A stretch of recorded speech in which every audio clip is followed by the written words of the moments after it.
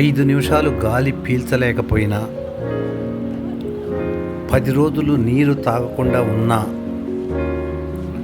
2 నెలలు ఆహారం తీసుకోకపోయినా మనిషి బతకలేడు. 5,000 సంవత్సరాల క్రితమైనా,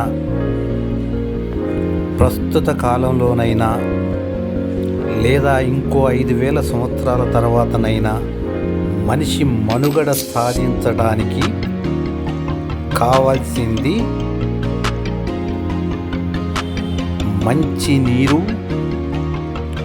పరిశుభ్రమైన గాలి, చక్కటి ఆహారం. కానీ ప్రస్తుతం మనం ఏం చేస్తున్నాం? డబ్బు కోసం, అధికారం కోసం, తాత్కాలిక అవసరాలు తీర్చుకోవడం కోసం ప్రకృతిని నాశనం చేస్తూ మనంతట మనమే వినాశనానికి దారి వేస్తున్నాం.